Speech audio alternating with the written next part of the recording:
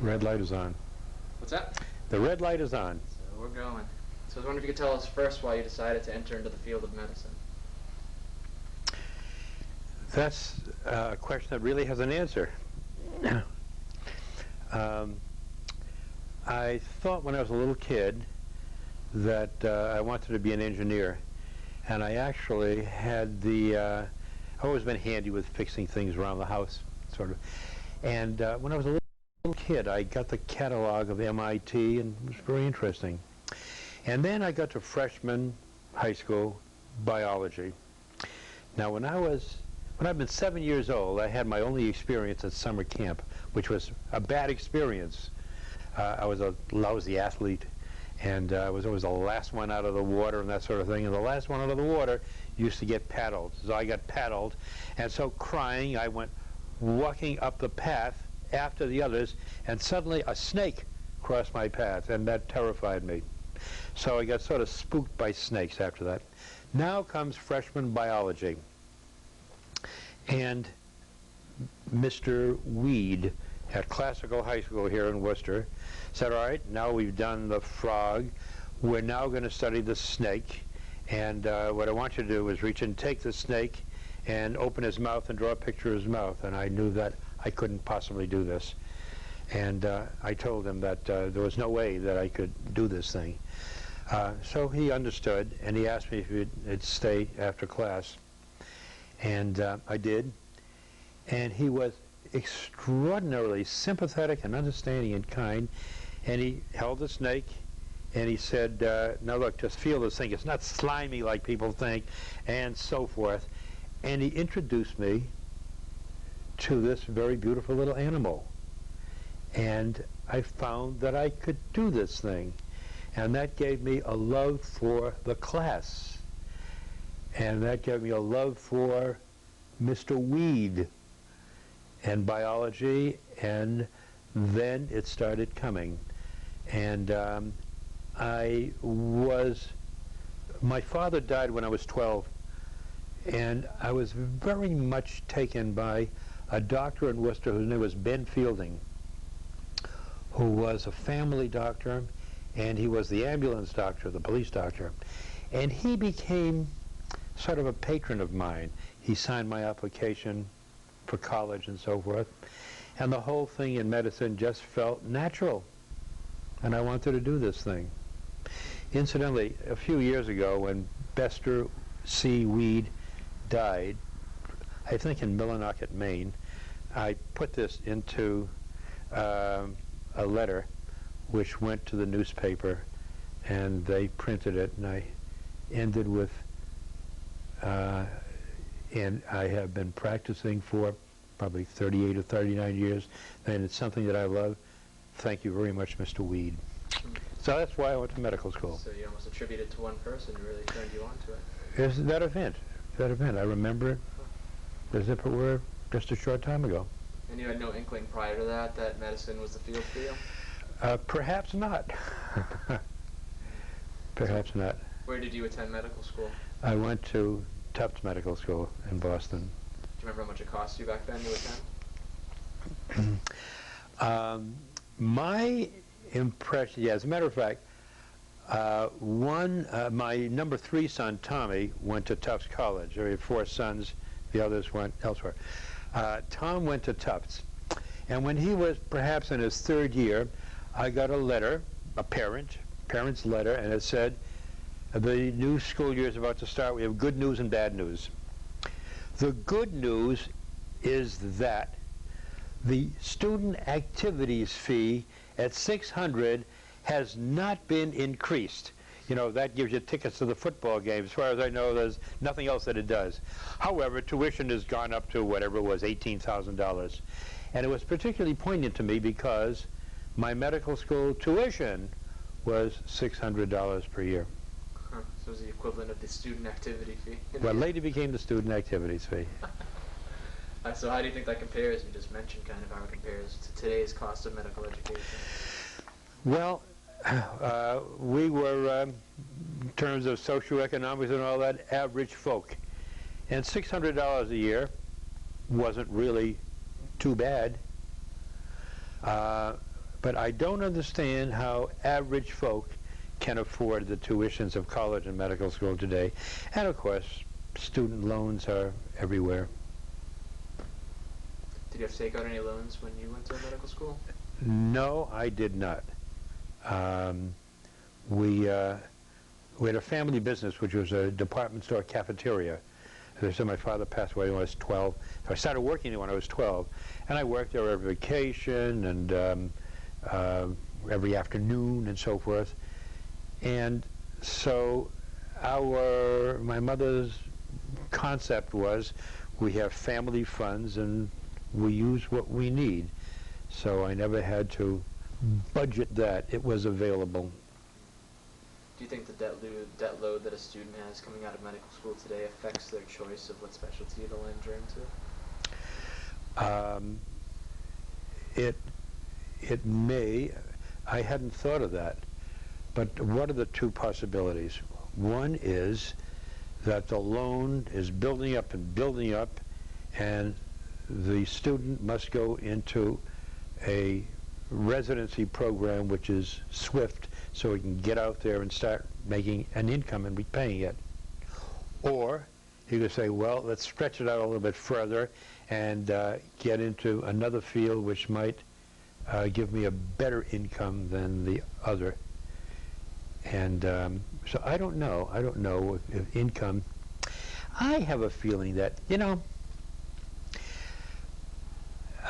all through my training, all through my internship and residency, I used to get $7 a week when I was a resident, by the way.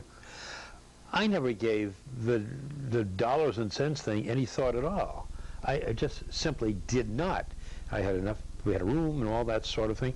I never gave it a thought. I had no idea what the income of a doctor was. Unlike other specialties, medical school then, anyway, never had a course in economics. Do you now? Have you had a course in economics? Yeah. You probably never will. And when you get out into the field, you say, oh my God, is this what I've got to do to start writing bills to HMOs? It's amazing. But I never gave it a thought.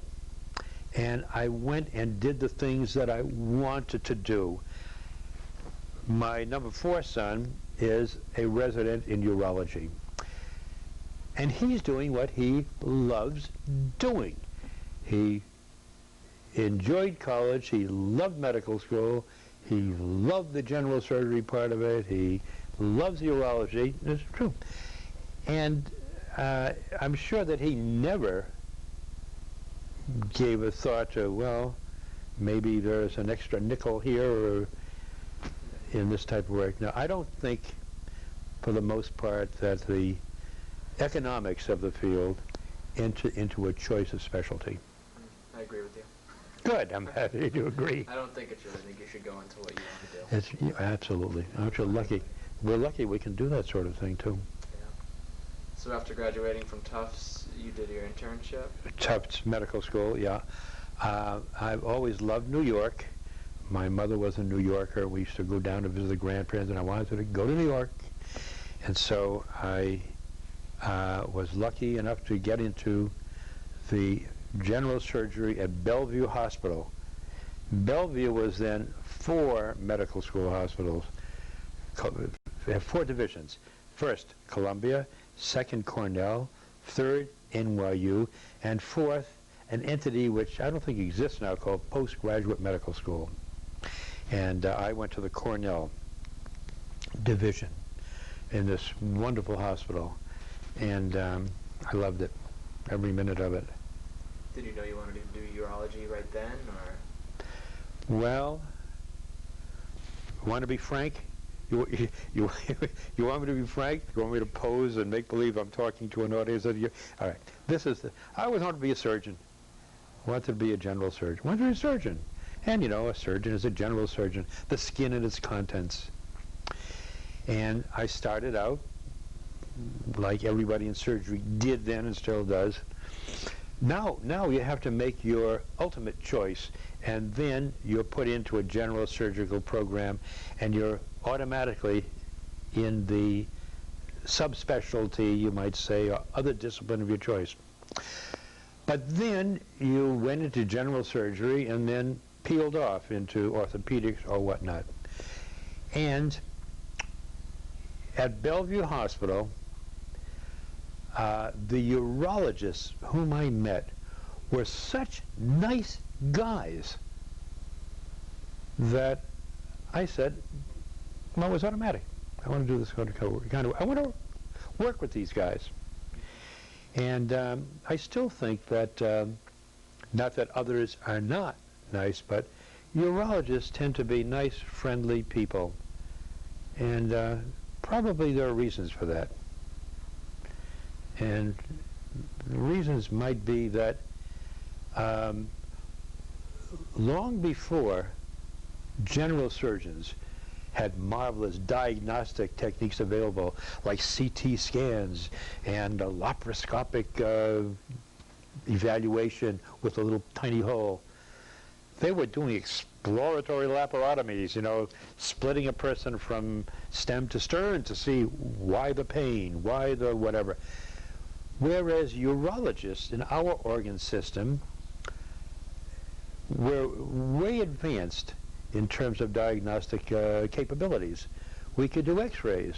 We could squirt contrast material up into the kidneys and take pictures along the way and see stones and see tumors and so forth. And the prepared mind is probably a more settled and easier mind than the person who always says, my God, what are we getting into now? You know, that great challenge is always there. So anyway, I certainly like these guys. Dr. Draper was there, and he was a wonderful man. Bud Lavengood was the chief resident, became, and very, very nice people. I went into urology. May I get my telephone? Go ahead, I can pause it. Back. Hi, I had my phone call. So we were talking about your residency. By the way, in this, do they hear your voice also? Yeah. Okay, good. Yeah, good. So you did your complete residency out in New York after your... No. I just did general surgery in New York. And then I came back home to Massachusetts, and I went to a hospital which was then called the Peter Bent Brigham. Some years later, they combined with the Free Hospital for Women, and it's called Brigham and Women's now. But it was then the Peter Bent Brigham, and wonderful hospital where I did my urology with a great guy. Is that going to be on the tape also? A great guy named Hartwell Harrison. He was the chief. And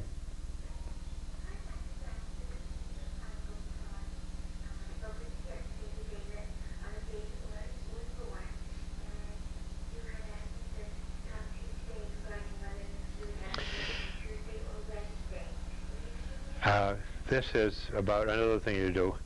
This is a lady calling me about a bris. I spoke to her about, you know what a bris is? The Jewish ritual circumcision. Because I'm also a moil, I do the Jewish ritual circumcisions. So she just had a C-section yesterday. I spoke to her last night. I told her I'd call her today. How old is the child usually? Always 8 days. 8 days. Because the Bible says 8 days. Bible says 8 days, but we do it at 8 days. But the extraordinary thing is that the Bible just makes us say 8 days. But people lived lives then, and all sorts of information was passed down from father to son. Remember, 3,000 years ago, people were living in little villages here and there. We communicate by email and everything else. Look at this, instantaneous. But then, very likely, most people spent their whole lives in their little tiny village. So how did they learn things? How could they put statistics together? But When the temple was destroyed in the year 70 A.D., the Romans came in, destroyed the Jewish temple, and dispersed the Jews from Israel. Many stayed, but many were dispersed. They said, we're going to forget all these things that we know, that we passed on. So they started writing them. And they say if you put 3 Jews in a committee, they'll have 3 different opinions. So it took them only 500 years to put together what's called the Talmud. And in the Talmud, that's full of medical information too. And 2,000 years ago, they wrote that if the child is jaundiced, you don't do it on the 8th day, you wait. If the child has a respiratory condition, you don't do it. If the child has a hypospadias, you don't do it. And if one child in the family dies of bleeding, you don't do the others, circumcision. And that was 2,000 years before anyone understood hemophilia. The whole Russian Empire was lost because the Tsar and Tsarina had no idea what was happening to the little prince. It was hemophilia. And Rasputin come in and take over the deal. So I think it's quite remarkable that these extraordinary texts, which are the ones we work with. Yeah. So anyway, there's a lot of traditions probably involved with this. Total tradition. Total. It's the first mitzvah, which means commandment, in the Bible. And so there it is. That's another little hobby. Huh, interesting side. Yeah. So you did your residency at Bethesda? No, at the Peter Ben Brigham. Brigham, that's right. Peter Ben Brigham, yeah. And after that you decided to come back to Worcester, or did you start practicing somewhere else? No, I decided to come back to Worcester. Want to know why? This is my hometown. Yeah. But like all young people, I wanted to practice in Hawaii or Alaska or the moon or some, glamorous place. But I was able to stay in my residency from 1957 through 1960 without being activated into the military because I was a commissioned officer. You had to be a commissioned officer in what was a General Berry, B-E-R-R-Y, had a program called the Berry Plan. And those of us lucky enough to get into the Berry Plan were now second lieutenants, maybe it was a first lieutenant, I forgot. So the guarantee was we'd finish our residency and then go into the Army to work in that field and be in the Army. Great. That was the whole idea. And in my final year of residency, I went down to a urology meeting of one type or another in Washington, D.C. And I decided, my wife was with me, I get married just before my urology residency.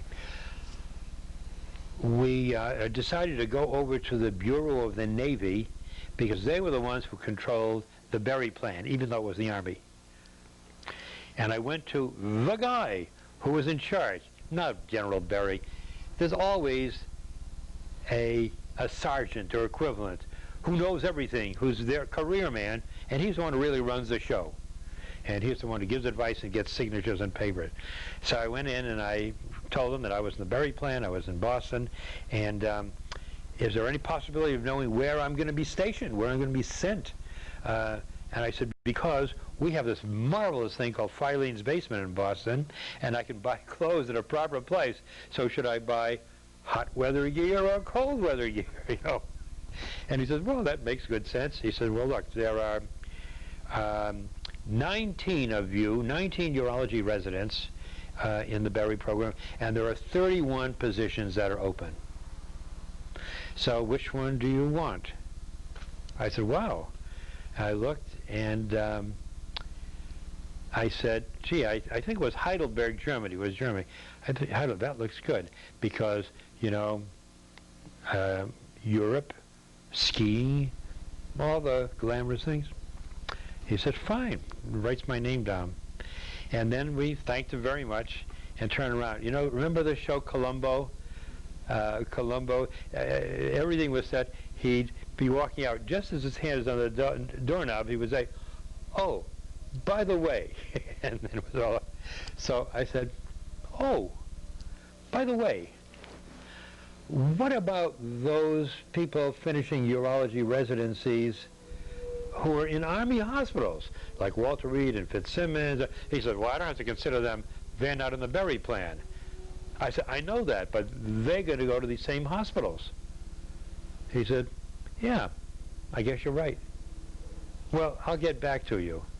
And sure enough, about a month later, I got a letter saying there are 31 spots, and now there are like 45 people for those spots. And the full-time Walter Reed, Fitzsimmons, and Fort Sam people had first choice. They were regular Army. And so they offered the rest of us our choice of going into the Navy and working like on a destroyer, working as a family doctor in an embassy after urology training. The third was being in the Army Reserve for 6 years. So I chose the Army Reserve. And now I had to have a place to practice. And I looked around, and there was an opening for me at St. Vincent Hospital in Worcester, my hometown. Not Hawaii, not Alaska. It must have been a big mental adjustment thinking that you were going to Germany and then getting a letter saying that. Well, I have always been a pretty cool person, I think. And, you know, whatever happens, happens for the best. So it happened for the best. I was in the Army. I was in what was called the 373rd General Hospital, which met in Boston. So I had to go in, once or twice a week and every other weekend, a long weekend. And then there were a lot of Worcester people who were coming in too, young recruits. And so I said to General Harris, was his name, I said, you know, is it possible to sometimes meet in Worcester, because there were 15 or 20 of us? And he said, better than that.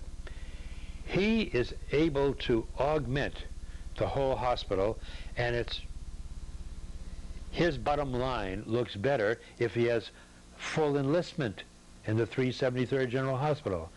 So he made me the commanding officer of Section 1 of the 373rd General Hospital, which met in Worcester at the Armory, and they had my picture in the paper every other week or so in military uniform. Call this Dr. Captain, now Jaffee. If you're getting out and have to go into the reserve and want to be in a field hospital. And so I was just starting in practice. My phone was ringing all the time, not with patients, but with people just getting out of the Army. So we had a good time. Yeah. So you just came back to Worcester because that's where you grew up and it was home? Yep. Yep. And I must have been very young looking then. And people used to say, I can't believe it.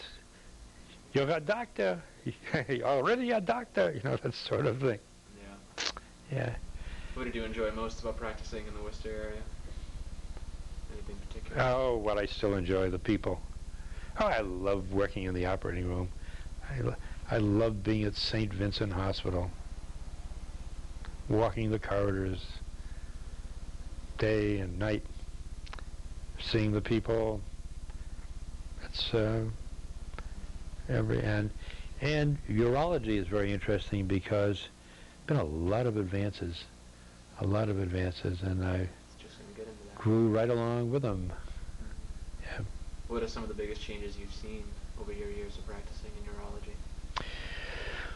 Well, I'll tell you, the most striking change is that cancer of the testicle, when I started 40 years ago when I was a resident, it very frequently affects young guys in their 20s, just starting in life. They've been married, they got a little kid and a new job, and they get cancer of the testicle.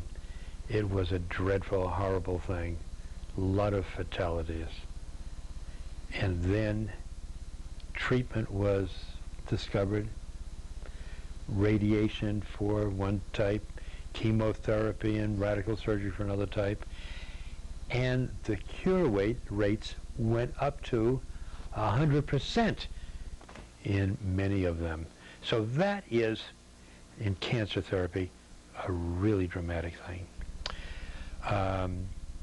What I particularly enjoy is the change from big incisions to gadgets, where we put up tiny tubes and use pulse dye lasers, and instead of making an incision that long for a little stone that big, we put up a tube and go boom, boom, boom, boom, boom, and break up a stone with a laser.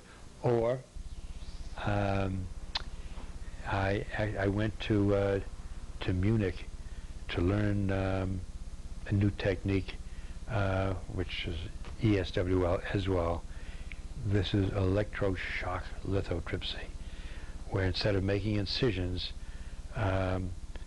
you have a fluid, and the body is fluid, and the focus of the shock wave is the stone, and they go pa-doom, pa-doom, pa-doom, pa-doom, pa-doom, triggered by the EKG, and breaks up the stone into dust. That's nice. I was involved very early in treating impotence, which is now called erectile dysfunction, with penile prostheses that we used to carve them myself out of silicone blocks, and that is advanced into tremendous field. Now you can just take a pill. And now there's Viagra. Yeah. What about prostate care? You hear so much of it today. I wonder if that's changed over the years. Well, I'll tell you something. It's an interesting thing. We used to do radical operations for cancer of the prostate. And the radical operation, and I did a lot of them, was always followed by impotence, and not infrequently accompanied by leakage of urine, incontinence of urine. It's a dreadful thing. And we used to get people late in the game. Never really got them early, because the only way to make the diagnosis was by doing a rectal examination and finding a hard area in the prostate. And very frequently with a hard area, it spread beyond the prostate. So this is locking the barn door once the cancerous horse is stolen, and the patients did not do well. So everybody sort of stopped doing radical surgery. And then in Baltimore, a guy named Pat Walsh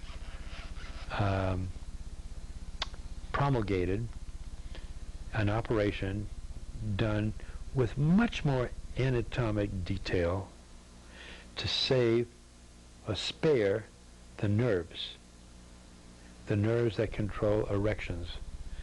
And so if indeed the man was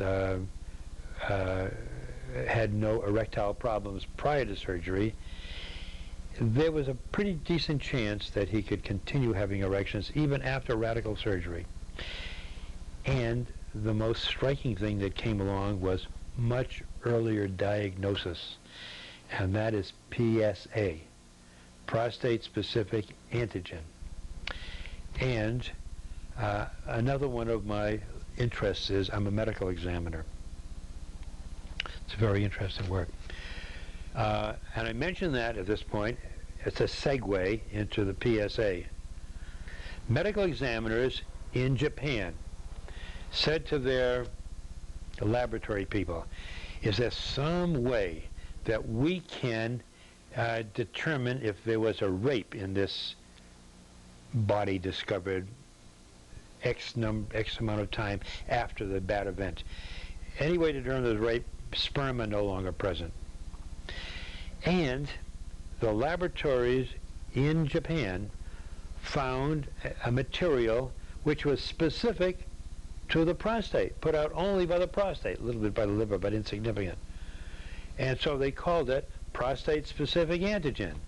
And so now the medical examiners could have a body, a woman's body, and detect tiny, tiny amounts of prostatic-specific antigen in the sexual connotation for a rape and say, yes, this was a rape. A company in California started studying this thing in living men. And they found that most men who don't have cancer have a PSA below a certain level. If they do have cancer, it can go way up because it sort of breaks through the prostate and goes into the peripheral blood. But ordinarily, just a tiny amount is there in the blood. And mostly through the works of a urologist who was a resident at the time named Joe Osterling, Oesterling, Joe, whom I had the pleasure of meeting when he came to speak to us in Worcester. He was the one who was the main promoter of this thing and got people thinking, and now, of course, everybody gets a PSA test done at the age of 50 or 40 if they're in susceptible groups, and diagnosis is made very, very early, and so lives are being saved now, and radical surgery or radiation or seeds is a feasible thing. The other thing for prostate is that when I started 40 years ago, the main way that we would treat prostate enlargement was with an operation called a suprapubic prostatectomy or a retropubic prostatectomy, where a big incision is made in the abdomen, the bladder is open, the prostate is enucleated, which means taken out like it would take out an eyeball, and then sewn up, and there would be oftentimes accompanied by some bleeding. It was a major operation, 10 days in the hospital. And coming into general usage then was an operation where you'd use an instrument and just chip away at it from the inside, called transurethral resection. Really, that's poor Latin. It should be, it's not trans, it's via. Trans means going through the urethra. It's via the urethra. But anyway, it's called the TUR prostate. And when I started doing it, some of the great guys there at Speedman Brigham would not do it. They say, we don't trust an operation that you do with one eye and one finger. But of course, they were wrong. And they actually published a paper out of the Brigham, whereas I don't remember the percentages, but in a particular year, 90% of what was done was open and 10% transurethral. 15 years later, it was just the opposite. And of course, it's extremely rare now to do an open operation of prostate. And absolutely nothing was in the urology literature about prostate surgery until not too many years ago, when Medicare, they were paying most of the bills for the surgery because these are old people on Medicare. By the way, you hear that? That's a helicopter. That's another advance in Worcester. That's the Life Flight helicopter that's picking somebody up and taking them to UMass Medical School. That's another change. So at any rate, Medicare said, we're spending a tremendous amount of money on two things, cataracts and prostate surgery. Well, of course, they weren't spending money on tonsillectomies because it's only people in the Medicare age group that have these problems. But they made it interesting for people to find shorter ways to treat them. How do they make it interesting? There's one way to make things interesting called dollars and cents. They said, all right, we're going to pay you X number of dollars for every prostate operation. So if the patient's in the hospital for 10 days, as opposed to the patient who's in for 2 days, the hospital, can lose money or make money. So everybody got interested in shorter and shorter things. And then everything that you see in your kitchen was used for prostate surgery. We freeze them now. We microwave them now. We heat them now. We do everything but saute them. All of these have reduced the typical transurethral resection to you do it in the morning. The patient comes in the morning, do the operation, and they go home at 5 o'clock in the afternoon, same day. And you think most of the reason why that's come along is dollars and cents reimbursement as far as... Dollars and cents led to the research which leads to our new things. How can I do now, send them home the same day? I have a technique now called vaporization. Vaporization is whereas you do the operation setting the machine at 60 kilovolts. With vaporization and a special wire, you set it to 150 and bzzz, buzz, and it controls all the bleeding. So there's no real problem with bleeding. Home they go. You kind of touched on managed care a little bit, and I was wondering how that's changed your practice over the years. Well, I hate it. My general, if I were to make one statement, it would be, it's taking the whole magic of the doctor-patient relationship and putting it into the hands of an insurance man and his agent, who is the Kelly girl working there in an office, whom you have to get in touch with to tell you whether or not you can go ahead and do your procedure. That's a stretch, of course, but it's very annoying to everyone. So annoying that right now we should record the year. This is the month of August in the year 2001. And Congress has the House has just passed a bill to try to control the HMO. What does control them? To try and make them pay for the patient who goes to the emergency room on his own without getting the permission beforehand to go to the emergency room. And to enable people to sue an HMO if indeed there has been damage done which was related to a money-saving obstruction put up in the care package by the HMO. Is that a reasonable description? And that's what's going on. So that's what's going on. What I don't like about the HMO and the way it affects my practice is that most people don't know how to read small print and don't care to read small print. You probably have bought a radio or a TV. Did you read through the whole book? You didn't. And you're a student. You didn't read through the whole. What about a person who's not a student and he gets his, where he goes to work there, you got to sign up, he gets his package, HMO, so he can read all the small print? No. One of the small print items is you can't go and see a specialist unless you've seen your primary doctor first. Well, it's fine. People still say, gee whiz, I'm having trouble with my urine department, let's say. My cousin went to see this guy named, what's his name? Jaffee. I'm going to go and see him because he feels better. So he calls up, makes an appointment, comes to the office. We often say, what kind of insurance do you have? Please get a note from your doctor. And so they come and they say, yeah, I called my doctor, or the secretary says, sure, go ahead. But they don't have the official document. And so, of course, they see the patient and all that, but nobody gets paid, which is a nuisance because we pay huge premiums for these things. And they do everything they can to avoid making payments because they're bottom line people. Again, it's the insurance man running the situation. And you know, I heard a wonderful lecture by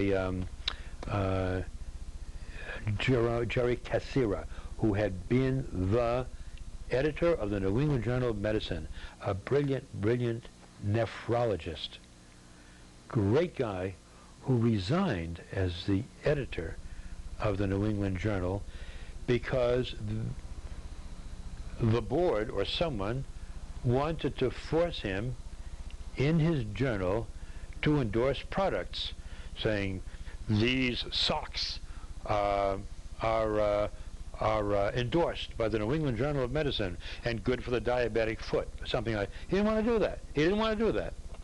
He resigned. In other words, that's again having insurance men and advertising men and businessmen in this thing called medicine, which is a holy writ. It's a holy field. So at any rate, I forgot what I was talking about before I thought of Jerry Cassira. Oh, the HMO. What Jerry Cassira said was this, and here's my best example of what an HMO is. He said, people pay premiums. Premiums go into a kitty. There are expenses, you know, surgery, hospitals, whatnot.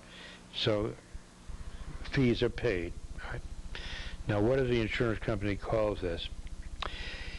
The same insurance company, say it's their fire insurance.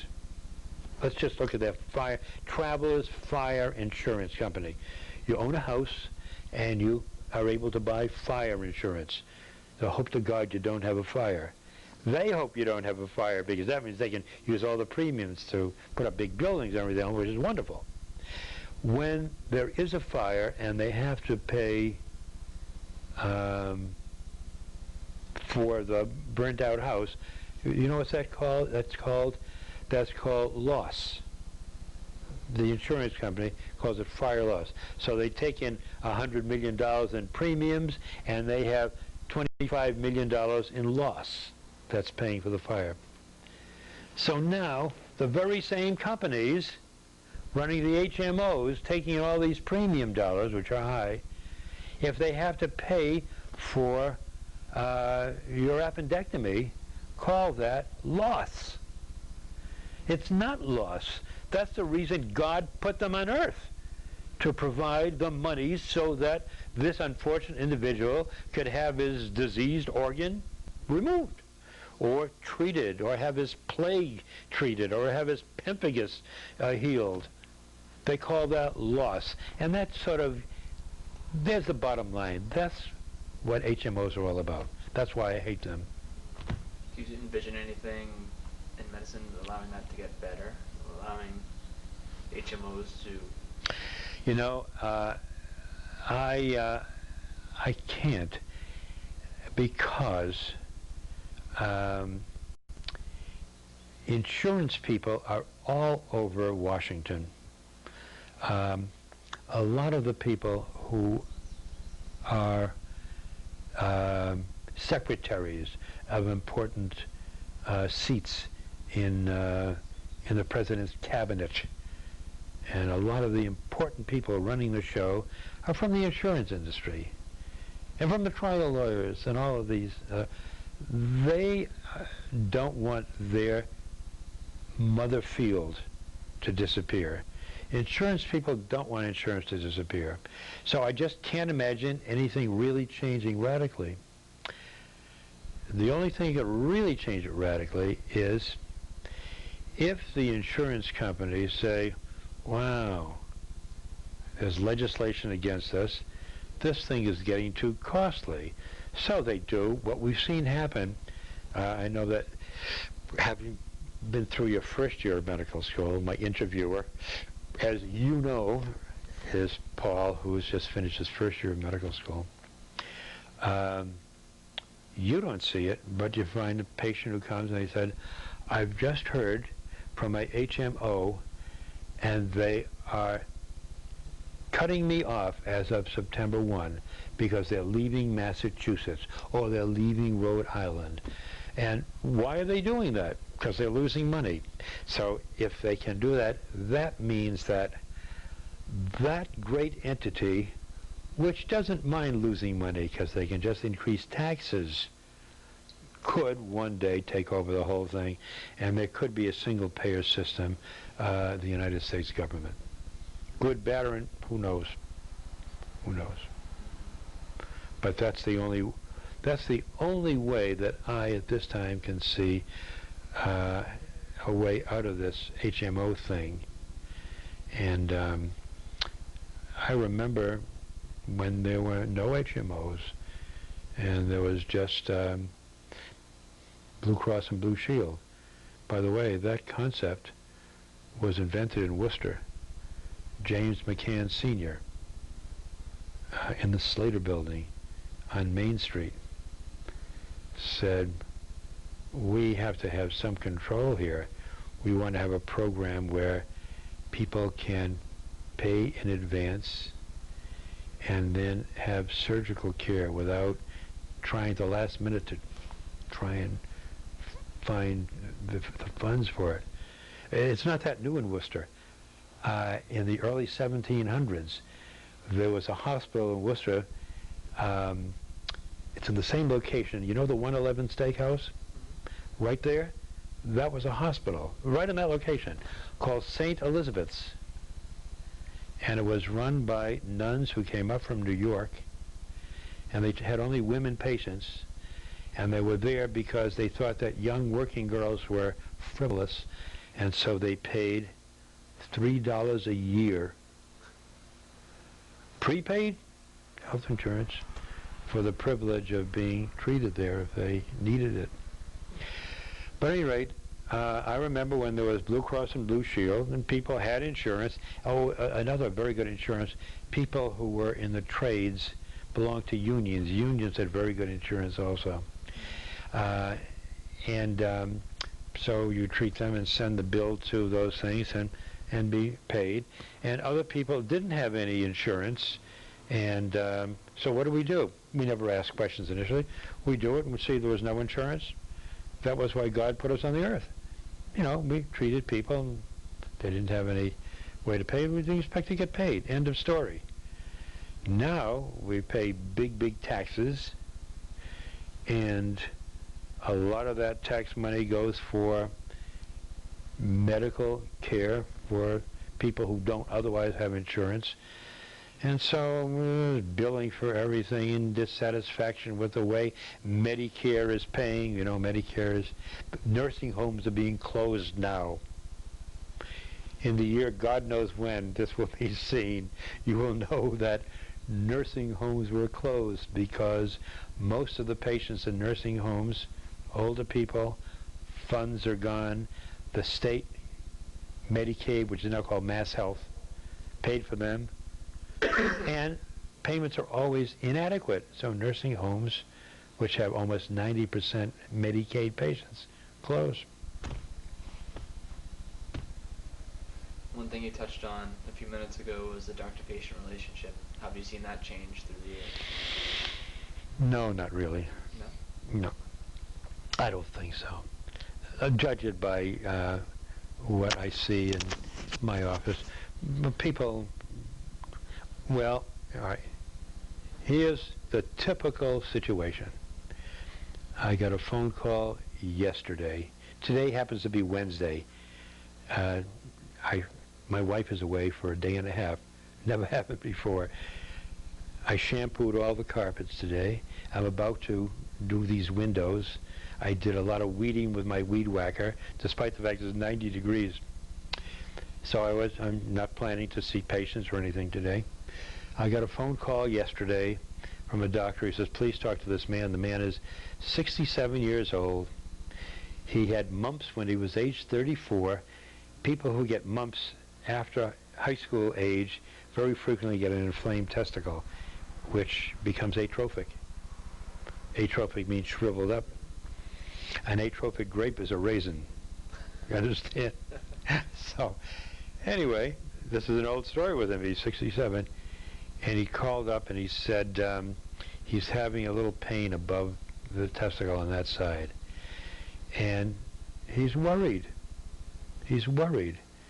And I said, well, where do you live? And he happened to live in Clinton. And I said, well, you know, this would be a good opportunity for me to go out and see the man whom I operated on yesterday in Clinton. I was going to be seeing him probably tomorrow, but he's well. I said, okay, well, look, I'm going to the Clinton Hospital. Go to the office building there, and I'll see you there. And I called him in the morning. I'll be there about noontime. And I went out, and I saw him, and he was really frightened. And I wanted to see him today because he says he's going to Hampton Beach on vacation for a week tomorrow. And so I saw him, and what I find is he has a freely reducible hernia. And there's no problem with it. It's straightforward. We'll look at it again.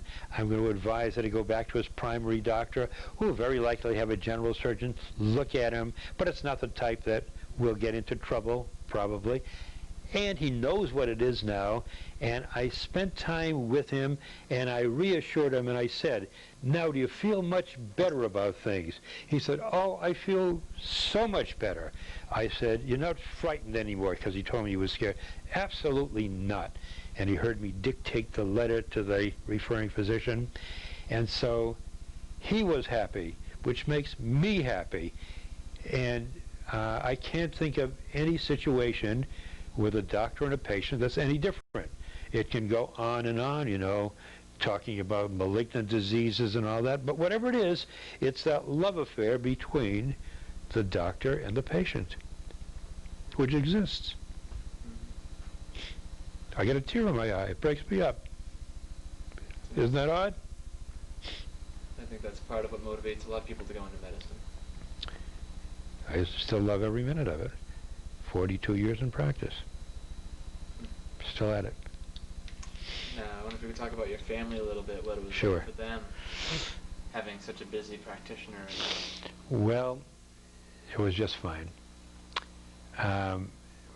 Sylvia and I were married when I was in my second year of the 5-year residency program.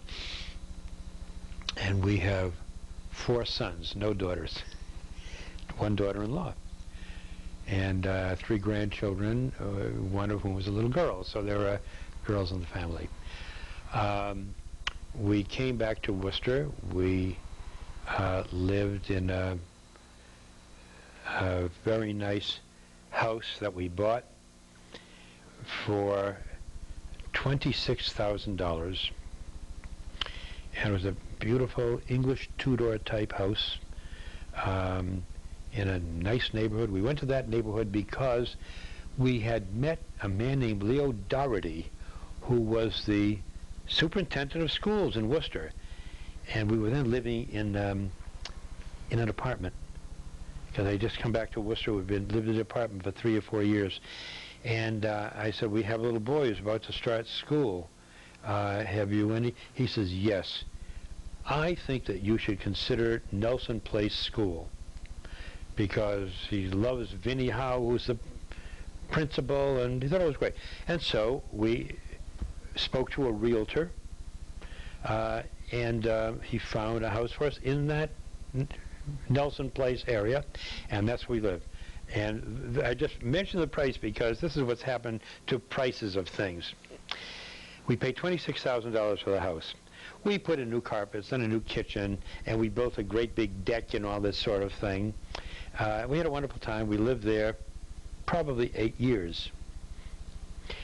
And a funny thing happened. We were going to live there, you know, forever.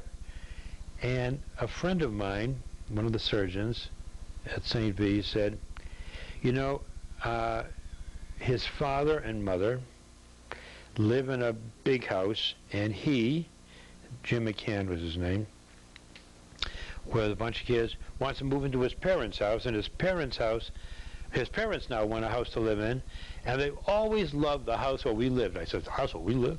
Our house? Because they knew it when the McKechnies lived there. So I said, well, he said, can they look at it? I said, come look at it. Mi casa es su casa. Sure, come on. So Jim and his wife, Jeannie, and his parents came over to the house, and we sat down, had coffee and whatnot, and then it was over. And a few days later, I said to Jim in the hospital, any thoughts? He said, oh yeah, he and his father are going to swap houses. Oh, so now I'm out of the loop. And it gave me a funny feeling about that house, that it was not a sellable house. I mean, ridiculous. But I said, I stopped loving the house. And then we looked around an area where they were building, right here. It's right near the Jewish Community Center, and our kids were showing that they were athletic. So we said, this would be a good place, because they had all the facilities over there. And we built this house. Now, here's what I want to tell you about the price of things. We bought the house for $26,000. 8 years later or so, we sold the house for $29,000. And that was regarded as terrific, because the phraseology then, see, these are the days when they used to have phrases that everybody knew. Widows and orphans stock, AT&T. Steady as a rock, pays 6%. So we bought it for $26,000, sold it for $29,000, and that was called living in the house free of charge. Lived it for 8 years for $3,000, amortized. What is it? $600 a year. The guy who bought it, professor at Clark, not that many years later, put it on the market, and now the tulip mania had occurred in the real estate market. What do you think he put it on the market for? $250,000. As far as I know, we got it. Yeah. As far as I know, we got it. But that's what's happened to prices. Hasn't happened to people's salaries, but Take a longer mortgages. We don't have too much time left. I want to make sure to ask you one question. Go. What sort of advice would you have for a medical student or young physician just beginning to enter into the profession? Well, that's easy, because we have 4 sons, and we encourage them to go their way. And the oldest boy is an MBA, and he is in Wall Street. And the second one is in real estate. And the third one worked for Microsoft, was one of the people who launched Windows, and now runs his own business in Boston called 8-Minute Dating. The fourth one was the only one who expressed an interest in medicine, and not to the discouragement of anybody else, or particularly encouraging to him. I told him I thought it was wonderful, and we just encouraged them to do what they want. He wanted to go to medical school, and we thought it was wonderful. I would give that advice to anyone who has that inner feeling. He decided that he had seen urology up close, and he liked it. I said, I love the idea. So what advice do I have?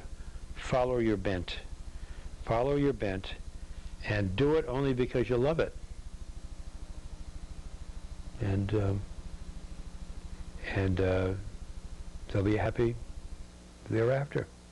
Do you practice at all with your son? No, he's a resident. He's in New York, but I talked to him.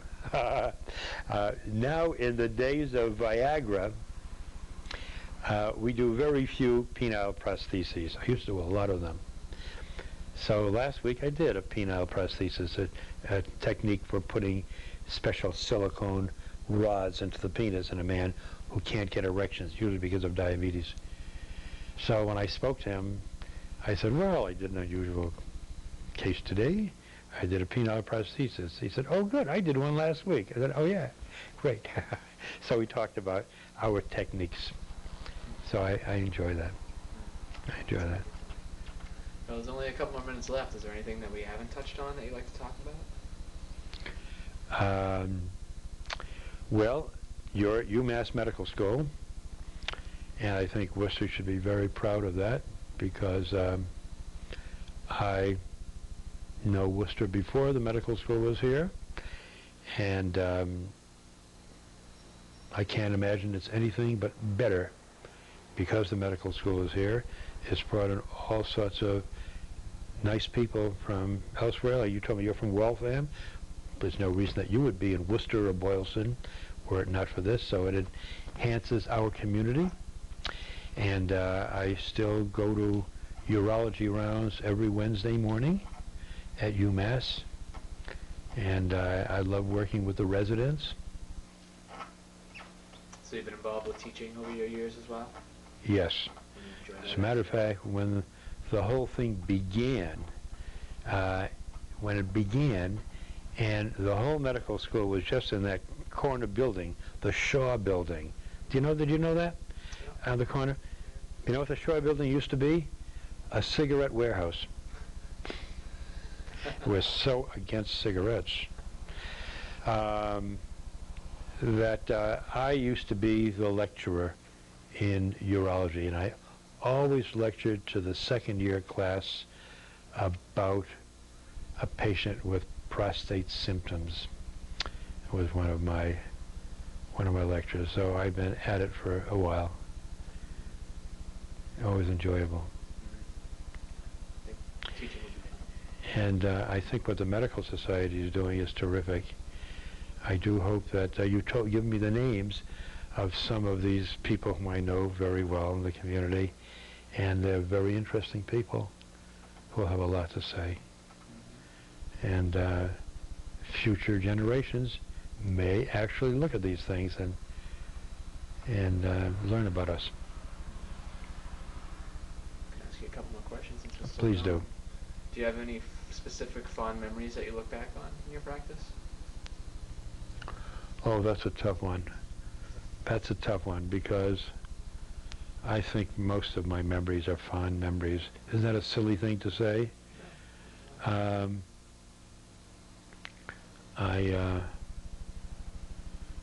right. Here's one. A man by the name of, I won't mention his name, we don't talk about the names of patients. He is an African-American man, and this has got to be about 1965. He came to me, he was about 35 years old. He had sickle cell anemia. And people with sickling, have you studied that at all? Yeah, a little bit. It's a peculiar cell that is found in African Americans, black people. And it's a cell which, if its flow is interfered with, can clot. And this man developed a clot when he had an erection, and the clot persisted. He had what's called priapism, named after the Greek god Priatus, Roman god Priatus.